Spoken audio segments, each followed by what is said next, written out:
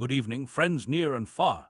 This is Santa Claus, bringing you the day's stories on this April 29th, 2026, a day when we remember British explorer James Cook's first landing in Australia so many years ago in 1770. I'm touched by the words of Britain's King Charles in his address to the U.S. Congress, praying with all his heart that our lands continue to defend shared values with partners across the world. How his message of connection rather than isolation warms this old heart of mine. In troubling news from Iran, the Revolutionary Guard Corps has seized greater power following the passing of Supreme Leader Ayatollah Khamenei. His son Mojtaba remains in position, but largely appears to legitimize decisions rather than direct them. The absence of a single, decisive voice makes peace negotiations with the United States move at a glacial pace despite the current ceasefire.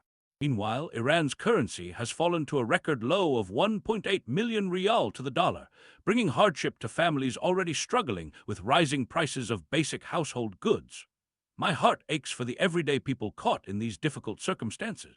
Turning our attention to Ukraine, President Zelensky has announced another long-range drone strike deep within Russia, targeting an oil facility in the Perm region, more than 900 miles from Ukraine's border. This development highlights how drone technology has become a defining feature in this conflict, now in its fifth sorrowful year. Speaking of Ukraine, a diplomatic disagreement has emerged between Ukraine and Israel over a vessel that Ukraine claims is carrying grain stolen from Russian-occupied territories.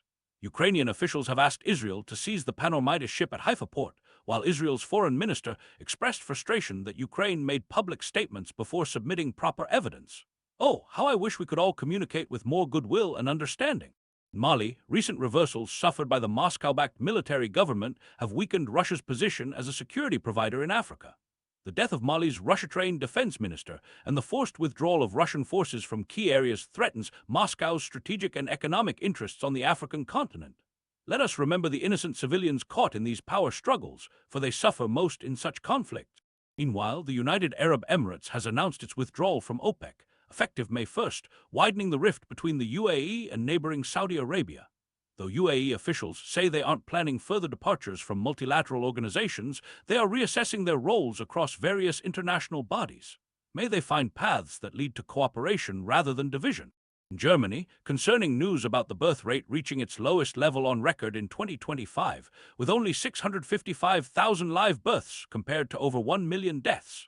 This marks the fourth consecutive year of decline, with a replacement rate of just 1.35 children per woman, well below the 2.1 needed for population stability. Every child is a precious gift, and I hope Germany finds ways to support families who wish to welcome little ones. From South Korea, we learn that former President Yoon Suk-yeol has had his sentence increased from 5 to 7 years in a justice obstruction case, separate from his life sentence for imposing martial law in 2024. The court stated that trying to stop authorities from executing an arrest warrant by force is unacceptable in a society of law and order. Along the U.S.-Mexico border in El Paso, Chinese automobile manufacturers like Geely, BYD, and Great Wall Motor are selling high-tech, affordable vehicles just miles from the American border. With prices starting around $17,000 for sedans, these cars are attracting attention from U.S. consumers, though regulations and tariffs currently prevent their official entry into the American market. Industry leaders warn these vehicles could dramatically change the U.S. automotive landscape if restrictions were lifted. And finally, the U.S. Supreme Court is considering whether the Trump administration can end humanitarian protections for hundreds of thousands of Haitians and Syrians living legally in the United States under temporary protected status. Justices are expected to rule by early July on this case, affecting over 350,000 Haitians and 6,000 Syrians, with implications for more than 1 million people from other countries whose protections the administration seeks to terminate. My heart goes out to these vulnerable souls who face such uncertainty. May compassion guide the decisions that affect their lives.